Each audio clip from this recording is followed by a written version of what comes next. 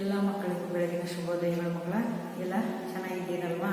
ಈಗ ನಾವು ನಿಮ್ಮನ್ನೆಲ್ಲ ಕನ್ನಡ ತರಗತಿಗೆ ಸ್ವಾಗತವನ್ನು ಬಯಸ್ತಾ, ನೀವೆಲ್ಲರೂ ಈ ಹಿಂದೆ ಕಲಿತಂತಹ ಪಾಠ ಮೃಗಾಲಯದಲ್ಲಿ ಒಂದು ದಿನ, ಅಲ್ಲಿ ಮಕ್ಕಳೆಲ್ಲ ಶಿಕ್ಷಕರೊಂದಿಗೆ ಮೃಗಾಲಯಕ್ಕೆ ಹೋದಾಗ ಅಲ್ಲಿ ನೋಡಿದಂತಹ ಘಟನೆ ಅಥವಾ ನೋಡಿದಂತಹ ಸ್ಥಳ ಅಥವಾ ನೋಡಿದಂತಹ ಪ್ರಾಣಿಗಳನ್ನು ಅವರ ಭಾಷೆಯಲ್ಲಿ ಅಥವಾ ಅಲ್ಲಿ ನೋಡಿದಂತಹ ಸೂಚನಾ ಫಲಕ, ಭಿತ್ತಿ ಪತ್ರಗಳು, ಈಗ ಮತ್ತೆ ಅಲ್ಲಿರುವಂತಹ ವಸ್ತುಗಳನ್ನು ನೋಡಿ ಬಂದಂತಹ ಅನುಭವವನ್ನು ತಿಳಿಸಿದ್ದಾರೆ. ಆ ತಿಳಿಸಿದಂಥ ಪಾಠ ಮೃಗಾಲಯದಲ್ಲಿ ಒಂದು ದಿನ. ಈ ಮೃಗಾಲಯದಲ್ಲಿ ಒಂದು ದಿನ ಪೂರ್ತಿ ಪಾಠ ಆದಮೇಲೆ ನಾವು ಅಭ್ಯಾಸವನ್ನು ಹಿಂದಿನ ತರಗತಿಯಲ್ಲಿ ಅಂದರೆ ಈ ಹಿಂದೆ ನಡೆದಂಥ ತರಗತಿಯಲ್ಲಿ ಮಾಡಿದ್ದೆ. ಆ ಅಭ್ಯಾಸದಲ್ಲಿ ಬರುವಂತಹ ಒಂದು ವಾಕ್ಯದಲ್ಲಿ ಉತ್ತರಿಸಿ, 2-3 ವಾಕ್ಯದಲ್ಲಿ ಉತ್ತರಿಸಿ, ಆಮೇಲೆ ಸ್ವಂತ ವಾಕ್ಯ ಪದಗಳನ್ನು ಬಳಸಿ ಸ್ವಂತ ವಾಕ್ಯ ರಚಿಸಿ, ನಂತರ ವಿರುದ್ಧ ಪದಗಳನ್ನು ಬರೆಯಿರಿ, ಚಿತ್ರಗಳನ್ನು ನೋಡಿ ಸೂಚನೆಗಳನ್ನು ಬರೆಯಿರಿ, ಮತ್ತೆ ಭಿತ್ತಿ ಪತ್ರವನ್ನು ಓದಿಕೊಂಡು ಪ್ರಶ್ನೆಗಳಿಗೆ ಉತ್ತರಿಸಿ. ಇಲ್ಲಿವರೆಗೂ ನಾನು ಮಾಡಿದ್ದೆ ಅಭ್ಯಾಸದಲ್ಲಿ. ಇಂದಿನ ತರಗತಿಯಲ್ಲಿ ಈ ಇಷ್ಟೆಲ್ಲ ಅಭ್ಯಾಸವನ್ನು ಮಾಡಿದ್ವಿ. ಯಾವ್ಯಾವಪ್ಪ ಅಂತಂದರೆ, ಒಂದು ವಾಕ್ಯದಲ್ಲಿ ಉತ್ತರಿಸಿ, ಅಲ್ಲಿ ಬರುವಂಥ ಪ್ರಶ್ನೆಗಳಿಗೆ ಮತ್ತು ಉತ್ತರವನ್ನು ಬರೆದಿದ್ವಿ. 2-3 ವಾಕ್ಯದಲ್ಲಿ ಉತ್ತರಿಸಿ, ಅಲ್ಲಿ ಬರುವ ಪ್ರಶ್ನೆಗಳಿಗೂ ಉತ್ತರವನ್ನು ಬರೆದಿದ್ದೀವಿ.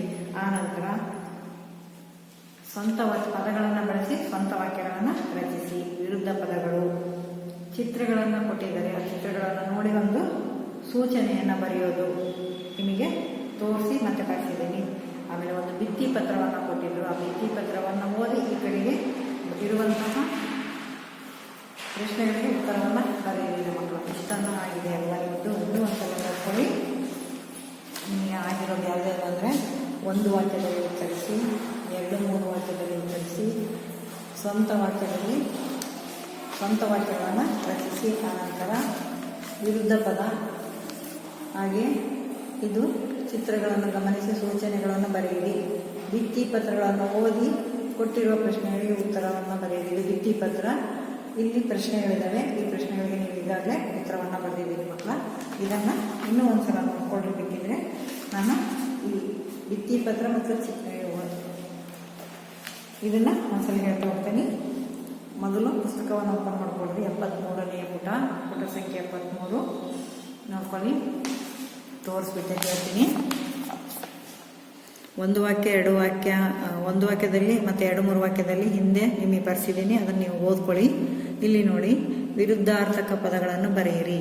ಜಾಗರೂಕ, ಅಜಾಗರೂಕ, ಒಳಗೆ, ಹೊರಗೆ, ಮುಂದೆ, ಹಿಂದೆ, ದೊಡ್ಡದು, ಚಿಕ್ಕದು. ಸಾಮರ್ಥ್ಯ ಆಧಾರಿತ ಚಟುವಟಿಕೆಯಲ್ಲಿ ಚಿತ್ರಗಳನ್ನು ಗಮನಿಸಿ ಸೂಚನೆಗಳನ್ನು ಬರೆಯಂತ ಬರೆಸಿದ್ದೀನಿ ಬೋರ್ಡ್ ಮೇಲೆ. ಇಲ್ಲಿ ಪ್ರಯಾಣಿಕರು ಬಸ್ಸನ್ನು ಒಬ್ಬರಿಂದ ಒಬ್ಬರು ಹತ್ತಾ ಇದ್ದಾರೆ, ಅದಕ್ಕೆ ಸಾಲಾಗಿ ಬನ್ನಿ. ಇಲ್ಲಿ ನೀರೆಲ್ಲ ವೇಸ್ಟ್ ಆಗ್ತಾ ಇದೆ, ನಲ್ಲಿಯಲ್ಲಿ ಹರಿದೋಗ್ತಾ ಇದೆ, ನೀರನ್ನು ಮಿತವಾಗಿ ಬಳಸಿ ಸೂಚನೆ. ಇಲ್ಲಿ ಮಗು ಕಸ ಹಾಕ್ತಾ ಇದ್ದಾನೆ, ಅದಕ್ಕೆ ಕಸದ ತೊಟ್ಟಿಯಲ್ಲಿ ಕಸವನ್ನು ನನ್ನಲ್ಲಿ ಹಾಕಿ ಅಥವಾ ಕಸವನ್ನು ಕಸದ ತೊಟ್ಟಿಯಲ್ಲಿ ಹಾಕಿ ಅಂತ ಬರಿಬೋದು. ಇವನು ಉಗುಳ್ತಾ ಇದ್ದಾನೆ, ಅದಕ್ಕೋಸ್ಕರ ಇದನ್ನು ಏನಂತ ಬರಿಬೋದು ಅಂದರೆ, ಕಂಡಲ್ಲಿ ಉಗುಳಬಾರದು. ಆಯ್ತಲ್ವಾ. ನೆಕ್ಸ್ಟ್, ಭಿತ್ತಿ ಪತ್ರವನ್ನು ಓದಿಕೊಂಡು ಪ್ರಶ್ನೆಗಳಿಗೆ ಉತ್ತರಿಸು. ನೋಡ್ಕೊಳ್ರಿ, ಇಲ್ಲಿ ಭಿತ್ತಿ ಪತ್ರ ಇದಿಷ್ಟು, ಇದು ಭಿತ್ತಿ ಪತ್ರ. ಇವು ಸೂಚನೆಗಳು. ನೀಲಾವರ, ಅನನ್ಯ ಚಿಣ್ಣರ ನಾಟಕ ಬಳಗ ಅರ್ಪಿಸುವ ಹಾಸ್ಯಭರಿತ ನಾಟಕ ಗುಡುಗುಡು ಗುಮ್ಮಟ ದೇವರು. ಬನ್ನಿ, ನೋಡಿ, ಆನಂದಿಸಿ, ಪ್ರೋತ್ಸಾಹಿಸಿ. ದಿನಾಂಕ 10/8/2017. ಸಮಯ ಸಂಜೆ 5 ಗಂಟೆ. ಸ್ಥಳ ಪ್ರಾಥಮಿಕ ಶಾಲಾ ಮೈದಾನ, ಬ್ರಹ್ಮಾವರ. ಸರ್ವರಿಗೂ ಉಚಿತ ಪ್ರವೇಶ. ಎಲ್ರಿಗೂ ಫ್ರೀ, ಉಚಿತವಾಗಿ ನೀವು ಹೋಗ್ಬೋದು. ಇಲ್ಲಿ ಇದನ್ನು ಓದಿದಿರಲ್ವಾ, ಇಲ್ಲಿ ಪ್ರಶ್ನೆ ಕೊಟ್ಟಿದ್ದಾರೆ, ಅದಕ್ಕೆ ಉತ್ತರ ಬರೀಬೇಕು. ನೋಡ್ಕೊಳ್ಳಿ, ಇಲ್ಲಿ ಇದು ಯಾವುದರ ಭಿತ್ತಿ ಪತ್ರ? ಇದು ಹಾಸ್ಯಭರಿತ ನಾಟಕದ ಭಿತ್ತಿ ಪತ್ರ. ಎರಡನೇದು, ಯಾವ ನಾಟಕ ಬಳಗದವರು ನಾಟಕವನ್ನು ಆಡಿ ತೋರಿಸಲಿದ್ದಾರೆ? ಅನನ್ಯ ಚಿಣ್ಣರ ನಾಟಕ ಬಳಗದವರು ನಾಟಕವನ್ನು ಆಡಿ ತೋರಿಸಲಿದ್ದಾರೆ. ಮೂರನೇದು, ನಾಟಕದ ಹೆಸರೇನು? ಗುಡುಗುಡು ಗುಮ್ಮಟ ದೇವರು.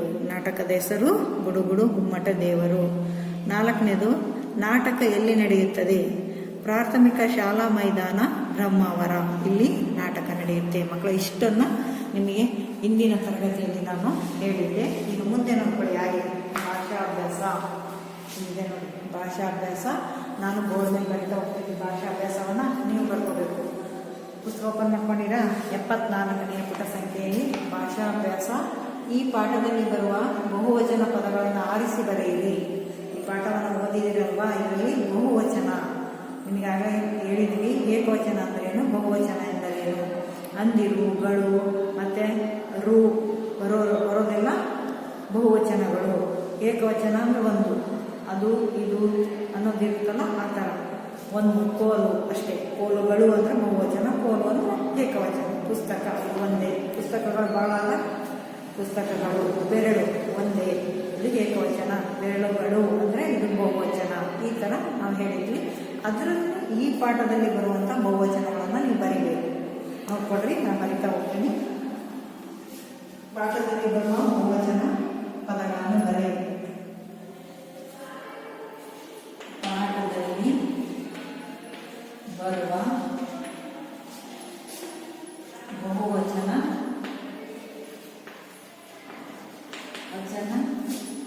ಪದಗಳು. ವಚನ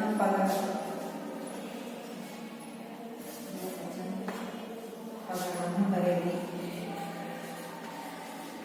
ಪದಗಳನ್ನು ಬರೆಯಿರಿ. ಯಾವ್ಯಾವ ನೋಡಿ ಪಾಠಗಳನ್ನು ಬರಿತಾ ಹೋಗ್ತೀನಿ. ಪ್ರಾಣಿಗಳು,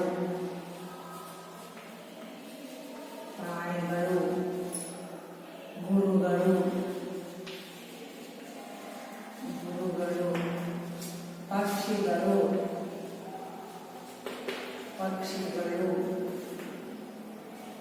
ಫಲಕಗಳು,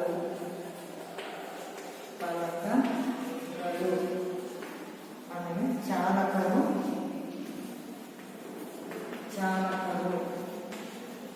ಪತ್ರಗಳು, ಈ ಪತ್ರಗಳು ಅವು ಪತ್ರಗಳು. ವೀಕ್ಷಕರು,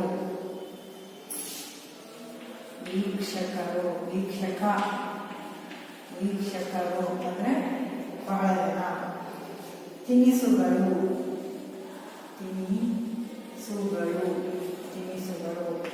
ಈ ಥರ ನೀವು ಬರೀಬಹುದು ಬಹುವಚನ ಪದಗಳು. ಒಂದಕ್ಕಿಂತ ಹೆಚ್ಚಿದ್ದಾವೆ. ಪ್ರಾಣಿಗಳು, ಪಕ್ಷಿಗಳು, ಚಾಲಕರು, ಗುರುಗಳು, ಫಲಕಗಳು, ಪತ್ರಗಳು, ವೀಕ್ಷಕರು, ತಿನಿಸುಗಳು. ಇವೆಲ್ಲ ಬಹುವಚನ ಪದಗಳು. ನೀವು ಹಾಗೆ ಬರ್ಕೋಬೋದಲ್ವ?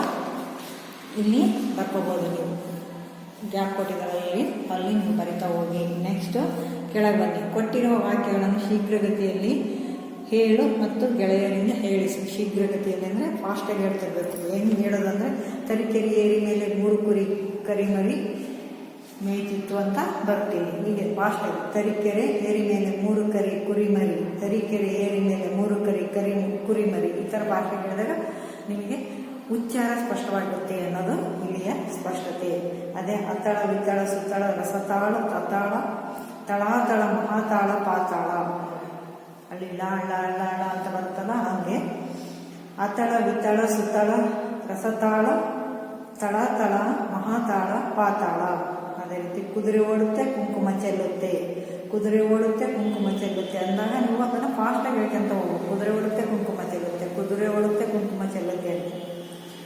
4ನೇದು, ಅಂಬರದಲ್ಲಾಡೋ ಹುಡುಗ ಅವನ ಕಾಲಾಗ ಬೆಳ್ಳಿ ಖಡ್ಗ. ಅಂಬರದಲ್ಲಾಡೋ ಹುಡುಗ ಅವನ ಕಾಲಾಗ ಬೆಳ್ಳಿ ಖಡ್ಗ. ಇದನ್ನು ಫಾಸ್ಟಾಗಿ ಅಂದರೆ ಜೋರಾಗಿ ಹೇಳ್ತಾ ಅಭ್ಯಾಸ ಮಾಡ್ಕೊಳ್ಳಿ. ಹಾಗಾದರೆ ನಿಮ್ಮ ಉಚ್ಚಾರ ಸ್ಪಷ್ಟವಾಗುತ್ತೆ ಅನ್ನೋದು ಇಲ್ಲಿದೆ. ನೆಕ್ಸ್ಟ್ ಕೆಳಗೆ ಬನ್ನಿ. ಮಾದರಿಯಂತೆ ಬದಲಾಯಿಸು. ನೆಕ್ಸ್ಟ್ ಯಾವುದಿದು? ಮಾದರಿಯಂತೆ ಬದಲಾಯಿಸು.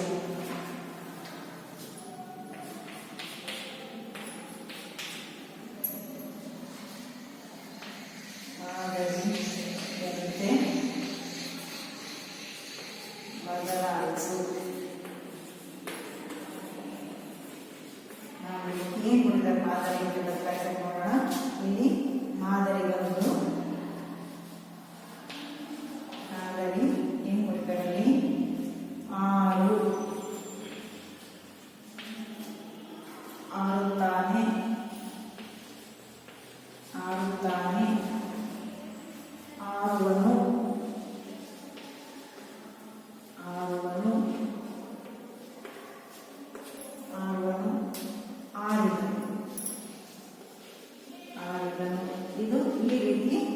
ಒಂದು ಕೊಟ್ಟಿದ್ದಾರೆ. ಅದೇ ರೀತಿ ಇನ್ನೇನು ಕೊಟ್ಟಿದ್ದಾರೆ? ಮಾಡು,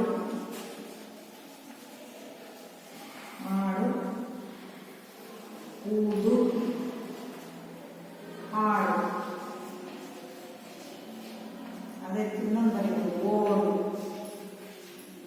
ಇನ್ನೊಂದು ಬೇಕಾದಷ್ಟು ಬರೆಯುವುದು. ಇದನ್ನ ನೀವು ಈ ಮಾದರಿಯಲ್ಲಿ ಕಲಿತಾ ಹೋಗಬೇಕು. ನೋಡಿ, ಮಾದರಿ 6 ಹಾರುತ್ತಾನೆ ಹಾರುವನು ಹಾರಿದನು, ಮಾಡು ಮಾಡುತ್ತಾನೆ ಮಾಡುವನು ಮಾಡಿದನು, ಊದು ಊದುತ್ತಾನೆ ಊದುವನು ಊದಿದನು, ಊದುವನು ಊದಿದನು, ಹಾಡು ಹಾಡುತ್ತಾನೆ ಹಾಡಿದನು ಹಾಡುವನು, ಓಡು ಓಡುತ್ತಾನೆ ಓಡುವನು ಓಡುವನು ಓಡಿದನು. ಈ ಥರ ನೀವು ಬರೀತಾ ಹೋಗ್ಬೇಕು. ನಾನು ಬರೀತೀನಿ, ನೀವು ನೋಡ್ಕೊಳ್ಳಿ. ಪುಸ್ತಕದಲ್ಲಿ ಇಲ್ಲೇ ಬರ್ಕೋಬೋದು, ನೀವು ಇಲ್ಲೇ ಬರ್ಕೋಬೋದು ನೋಡಿಕೊಂಡು. ನಾವು ಬರೀತಾ ಹೋಗ್ತಾ ಹೋಗ್ರಿ. ಮಾಡು,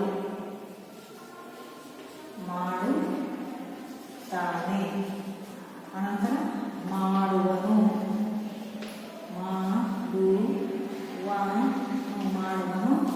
ಮಾಡಿದನು, ಮಾಡಿದನು ಮಾಡಿದನು. ನೆಕ್ಸ್ಟ್ ಓದು, ಊದುತ್ತಾನೆ ಊದುತ್ತಾನೆ, ಊದುವನು ಊದುವನು ಊದಿದನು ಊದಿದನು. ನೆಕ್ಸ್ಟ್ ಆಡುತ್ತಾನೆ ಆಡುತ್ತಾನೆ, ಆಡಿದನು ಹಾಡುವನು ಆಡುವನು.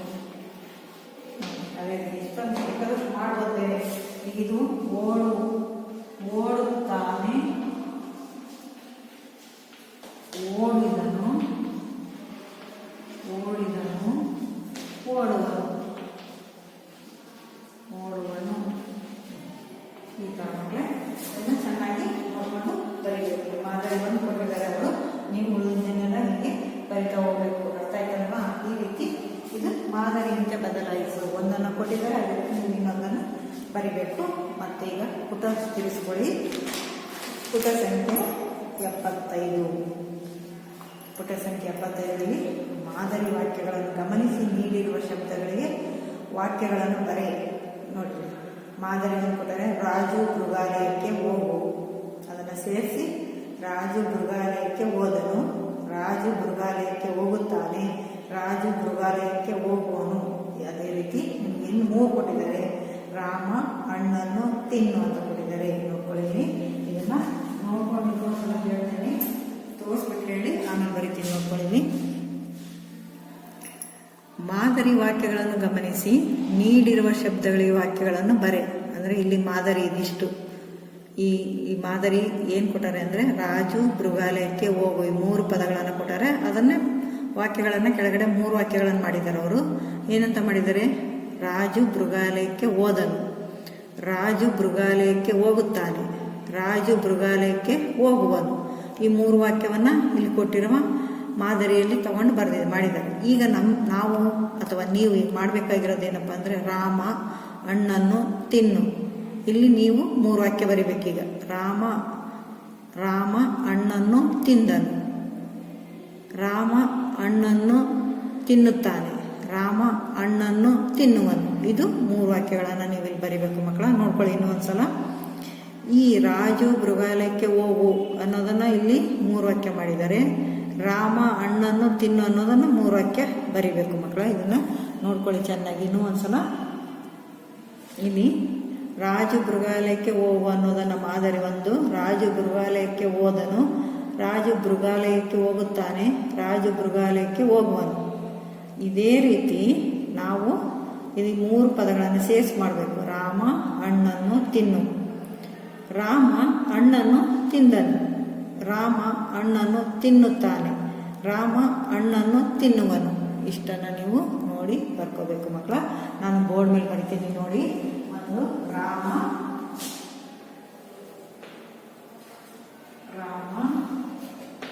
ಹಣ್ಣನ್ನು ತಿನ್ನು. ಇಷ್ಟು ಪದಗಳನ್ನು ಅವರು ಕೊಟ್ಟಿದ್ದಾರೆ. ಈ ಪದಗಳನ್ನು ಒಂದು ನೀವು ವಾಕ್ಯ ಮಾಡಬೇಕು. ಒಂದು ವಾಕ್ಯ, ಎರಡು, ಮೂರನೇ ವಾಕ್ಯ. ಇದನ್ನು ನೀವು ಮಾಡಬೇಕು. ಏನಂತ ಮಾಡ್ತೀರಿ ಇವಾಗ ನೀವು ನೋಡಿ. ರಾಮ ಹಣ್ಣನ್ನು ತಿಂದನು. ರಾಮ ಹಣ್ಣನ್ನು ತಿಂದನು. ಎರಡನೇ ವಾಕ್ಯ, ರಾಮ ಹಣ್ಣನ್ನು ತಿನ್ನುತ್ತಾನೆ. ರಾಮ ಹಣ್ಣನ್ನು ತಿನ್ನುತ್ತಾನೆ. ಮೂರನೇ ವಾಕ್ಯ, ರಾಮ ಹಣ್ಣನ್ನು ತಿನ್ನುವನು. ರಾಮ ಹಣ್ಣನ್ನು ತಿನ್ನುವನು. ಇಷ್ಟು ವಾಕ್ಯಗಳನ್ನು ನೀವು ಬರೀಬಹುದಲ್ಲ. ನಿಮಗೆ ಮಾದರಿಗಳು ಬುಕ್ಸಲ್ಲಿ ಕೊಟ್ಟಿರ್ತಾರೆ, ಅದೇ ನಂತರ ನೀವು ಇಲ್ಲಿ ಬರೀಬಹುದು. ಬೋರ್ಡ್ ಮೇಲೆ ನಾನು ಬರ್ತಿದ್ದೀನಿ ಅದೇ ಥರ. ಇಲ್ಲಾಂದರೆ ನಾನು ಪುಸ್ತಕದಲ್ಲೇ ಈ ರೀತಿ ಬರೆದಿದ್ದೀನಿ, ನೋಡ್ಕೊಳ್ಳಿ, ಆ ರೀತಿಯೇ ಬರೀಬೇಕು. ಈಗ ಮತ್ತೊಂದು ಸಲ ಭಾಷಾ ಚಟುವಟಿಕೆಯಲ್ಲಿ ಏನೇನು ಮಾಡಿದ್ದೀವಿ ಅಂತ ನೋಡ್ಕೊಂಡು ಹೋಗೋಣ. ಭಾಷಾ ಅಭ್ಯಾಸದಲ್ಲಿ ನೋಡ್ಕೊಳ್ಳಿ. ಈಗ ಪುಸ್ತಕವನ್ನು ತೋರಿಸಿ ಹೇಳ್ತಾ ಹೋಗ್ತೀನಿ, ನೋಡ್ಕೊಳ್ಳಿ. ಭಾಷಾ ಅಭ್ಯಾಸ. ಈ ಪಾಠದಲ್ಲಿ ಬರುವ ಬಹುವಚನ ಪದಗಳನ್ನು ಆರಿಸಿ ಬರೆ. ಬಹುವಚನ ಪದಗಳು ಇವೆಲ್ಲ ಪ್ರಾಣಿಗಳು, ಗುರುಗಳು, ಫಲಕಗಳು, ಪತ್ರಗಳು, ಚಾಲಕರು, ಪಕ್ಷಿಗಳು, ವೀಕ್ಷಕರು, ತಿಂಡಿ ತಿನಿಸುಗಳು, ತೆರಳಿದರು. ಈ ಥರ ಬರುವವು ಬಹುವಚನ ಪದಗಳಿವು. ನೆಕ್ಸ್ಟ್ ಏಕವಚನ ಅಂದರೆ ಪ್ರಾಣಿ, ಗುರು, ಫಲಕ, ಪತ್ರ, ಚಾಲಕ, ಪಕ್ಷಿ ಇಷ್ಟು ಬರ್ತವೆ. ಇಲ್ಲೆಲ್ಲ ರೂಗಳು ಬರೋದು ಬಹುವಚನಗಳು. ನೆಕ್ಸ್ಟ್ ನೋಡ್ಕೊಳ್ಳಿ. ಕೊಟ್ಟಿರುವ ವಾಕ್ಯಗಳನ್ನು ಶೀಘ್ರಗತಿಯಲ್ಲಿ ಹೇಳು ಹಾಗೂ ಗೆಳೆಯರಿಂದ ಹೇಳಿಸು. ನೀವು ಹೇಳ್ರಿ, ಅವರು ನಿಮ್ಮ ಸ್ನೇಹಿತರ ಜೊತೆಗೂ ಹೇಳಿ. ಏನಂತ? ತರೀಕೆರೆ ಏರಿ ಮೇಲೆ 3 ಕರಿ ಕುರಿಮರಿ. ತರೀಕೆರೆ ಏರಿ ಮೇಲೆ 3 ಕರಿ ಕುರಿಮರಿ ಅಂತ ಜೋರಾಗಿ ಹೇಳ್ತಾ ಇನ್ನೂ ಜೋರಾಗಿ ಹೇಳ್ಬೇಕು. ಎರಡನೇದು ಅತಳ, ವಿತಳ, ಸುತ್ತಳ, ರಸತಾಳ, ತಳಾತಳ, ಮಹಾತಳ, ಪಾತಾಳ ಅಂತ ಜೋರಾಗಿ ಹೇಳ್ತಾ ಹೋಗ್ಬೇಕು. ಮೂರನೇದು ಕುದುರೆ ಓಡುತ್ತೆ, ಕುಂಕುಮ ಚೆಲ್ಲುತ್ತೆ. ಕುದುರೆ ಓಡುತ್ತೆ, ಕುಂಕುಮ ಚೆಲ್ಲುತ್ತೆ. ನಾಲ್ಕನೇದು ಅಂಬರದಲ್ಲಾಡೋ ಹುಡುಗ, ಅವನ ಕಾಲಾಗ ಬೆಳ್ಳಿ ಕಡಗ. ಅಂಬರದಲ್ಲಾಡೋ ಹುಡುಗ, ಅವನ ಕಾಲಾಗ ಬೆಳ್ಳಿ ಕಡಗ. ಇಂಥ ವಾಕ್ಯಗಳನ್ನು ನೀವು ಸಹ ಇನ್ನೂ ಸಂಗ್ರಹಿಸ್ಬೋದು, ಅಥವಾ ಕೂಡಿಬರು ಅಥವಾ ಬರಿಬೋದು. ಅದಕ್ಕೆಲ್ಲ ಬನ್ನೀಗ ಮಾದರಿಯಂತೆ ಬದಲಾಯಿಸಿ. ಮಾದರಿ: ಹಾರುತ್ತಾನೆ, ಹಾರುವನು, ಹಾರಿದನು. ಮಾಡುತ್ತಾನೆ, ಮಾಡುವನು, ಮಾಡಿದನು. ಊದುತ್ತಾನೆ, ಊದುವನು, ಊದಿದನು. ಆಡುತ್ತಾನೆ, ಹಾಡುವನು, ಹಾಡಿದನು. ಇಷ್ಟು ಇದು ಮಾದರಿಯಂತೆ. ಪುಟ ತಿರ್ಸ್ಕೊಳ್ಳಿ. ಪುಟ ತಿರ್ಸ್ಕೊಂಡು ಇಲ್ಲಿ ನೋಡ್ಕೊಳ್ಳಿ. ಇಲ್ಲಿ ವಾಕ್ಯ ರಚನೆ ಇದು. ಮಾದರಿ ವಾಕ್ಯಗಳನ್ನು ಗಮನಿಸಿ, ನೀಡಿರುವ ಶಬ್ದಗಳಿಗೆ ವಾಕ್ಯಗಳನ್ನು ಬರೆಯಿರಿ.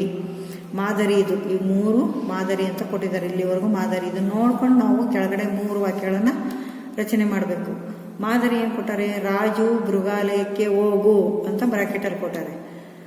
ಇದನ್ನು ನೋಡಿಕೊಂಡು ನಾವು 3 ವಾಕ್ಯಗಳನ್ನು ಮಾಡಿದ್ದಾರೆ. ಅದನ್ನೇ ನೋಡ್ಕೋಬೇಕು. ರಾಜು ಮೃಗಾಲಯಕ್ಕೆ ಹೋದನು, ರಾಜು ಮೃಗಾಲಯಕ್ಕೆ ಹೋಗುತ್ತಾನೆ, ರಾಜು ಮೃಗಾಲಯಕ್ಕೆ ಹೋಗುವನು. ಈಗ ನಾವು ಮಾಡೋದಿವು. ಇದನ್ನು ನಾವು ಮಾಡೋದು ನೋಡ್ಕೊಳ್ಳಿ. ಮಾಡಿದ್ದೀನಿ, ಬರೆದಿದ್ದೀನಿ, ನೀವು ಇನ್ನೊಂದ್ಸಲ ನೋಡ್ಕೊಳ್ಳಿ. ರಾಮ ಹಣ್ಣನ್ನು ತಿನ್ನು. ರಾಮ ಹಣ್ಣನ್ನು ತಿಂದನು. ರಾಮ ಹಣ್ಣನ್ನು ತಿನ್ನುತ್ತಾನೆ. ರಾಮ ಹಣ್ಣನ್ನು ತಿನ್ನುವನು. ಇಷ್ಟನ್ನು ನಿಮಗೆಲ್ಲರಿಗೂ ಗೊತ್ತಿರೋದನ್ನು ಮಾಡಿದ್ದೀವಿ. ಇದನ್ನೇ ಚೆನ್ನಾಗಿ ಫಸ್ಟ್ ನೀವು ಈ ಟೆಕ್ಸ್ಟ್ ಬುಕ್ಕಲ್ಲೇ ಬರ್ಕೊಂಡ್ಬಿಡಿ. ಫಸ್ಟ್ ನೀವು ಟೆಕ್ಸ್ಟ್ ಬುಕ್ಕಲ್ಲೇ ನಾನು ಬೋರ್ಡ್ ಮೇಲೆ ಬರೆದಿದ್ದನ್ನು ಬರ್ಕೊಳ್ತಾ ಹೋಗಿ ಬೋರ್ಡ್ ಮೇಲೆ ಬರೆದಿದ್ದನ್ನು. ಆನಂತರ ನಿಮಗೆ 2 ಲೈನ್ ಎಕ್ಸರ್ಸೈಸಲ್ಲಿ ಬರೀರಿ, ನೋಟ್ಸಲ್ಲಿ ಬರೀರಿ. ಮೊದಲು ಟೆಕ್ಸ್ಟ್ ಬುಕ್ಕಲ್ಲಿ ಬರೀಬೇಕು. ಇದನ್ನು ನೋಡಿಕೊಂಡು ಟೆಕ್ಸ್ಟ್ ಬುಕ್ಕಲ್ಲಿ ಬೇಗ ಫಿಲ್ ಮಾಡ್ಕೊಳ್ಳಿ. ಆನಂತರ ನೀವು 2 ಲೈನ್ ಎಕ್ಸರ್ಸೈಸಲ್ಲಿ ಬರೀಬೇಕಾಗುತ್ತೆ. ಅದು ತಪ್ಪಿಲ್ಲದೆ ಬರೀರಿ. ಆಮೇಲೆ ಓನಾಗಿ ಬರೀರಿ, ಸತ್ವಾಗಿ ಬರೀರಿ. ಅದನ್ನು 1 ಅಲ್ಲ 10 ಸಲ ಓದಿ. ಆಮೇಲೆ ಈ ದೃಶ್ಯದ 1 ದೃಶ್ಯ 2 ಅಂತ ಮಾಡಿದ್ದಲ್ಲ, ಅದನ್ನು ನೀವು ಕಥೆಯ ರೂಪದಲ್ಲಿ ಹೇಳಬೇಕು. ಅಭಿಮನ್ಯು ದೊಡ್ಡಪ್ಪಂದಿರ ಒಪ್ಪಿಗೆಯನ್ನು ಪಡೆದದ್ದು. ಮತ್ತು ಅಭಿಮನ್ಯು